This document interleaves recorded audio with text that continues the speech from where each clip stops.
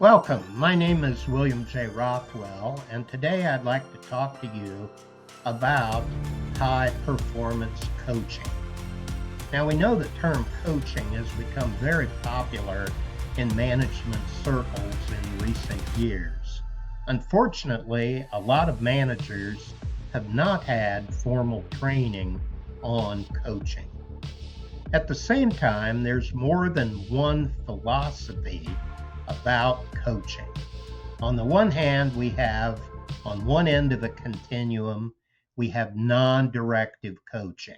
Non-directive coaching uses questions to stimulate the thinking of workers or whomever it is that we are trying to coach. So instead of telling them what to do, we ask them questions and get them to think out what they believe should be done. We call that non-directive coaching. And it's very popular. But there is, on the other end of the continuum, something called directive coaching. And that's quite appropriate when the worker has no clue what to do or needs help from his or her manager to decide what actions to take. I mean, think of this example.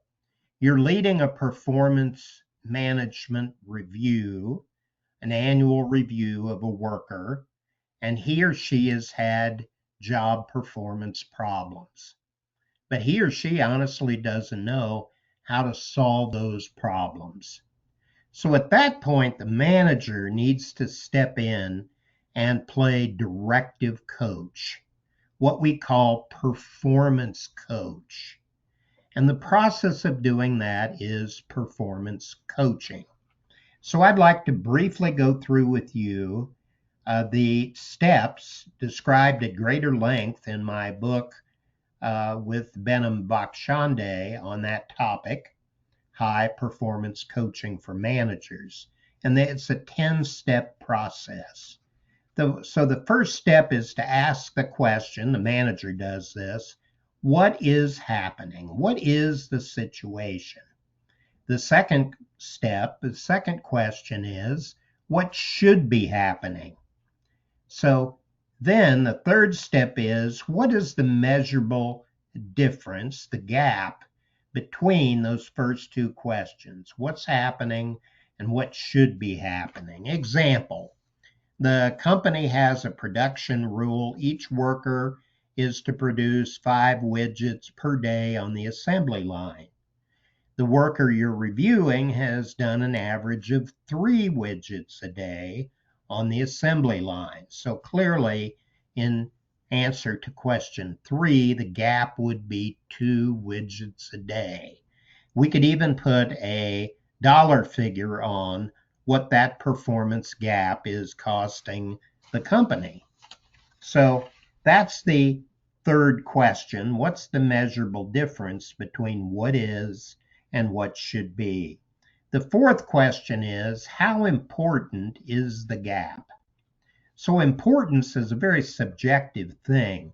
What's important to the janitor might not be important to the CEO, and what's important to the CEO might not be too important to the janitor. So importance is a function of where you sit on the organization chart. But in this model, the manager is the one who is determining the importance of the gap. So we have to be clear. Why do we care about this gap? If we don't care, if it's a minor issue, then perhaps we can choose to ignore it and focus on issues of greater importance. Then we can ask the question, what causes the gap? Now, sometimes workers don't know the answer to that question, and maybe managers don't either, but we have to forge ahead and give coaching anyway. But if we can discover the root cause of why there is a performance gap, then we're going to do a better job of matching the right solution to close the gap and solve the problem.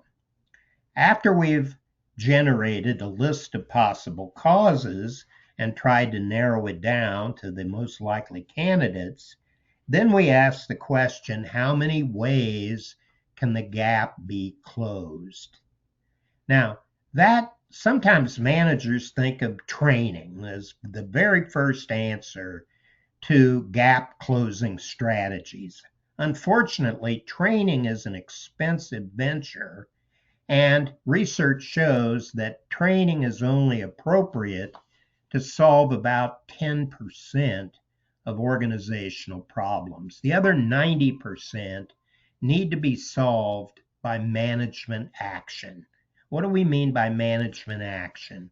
That would include things like more frequent feedback, more specific feedback, better technology, better tools, better work layout, and better job design, better rewards.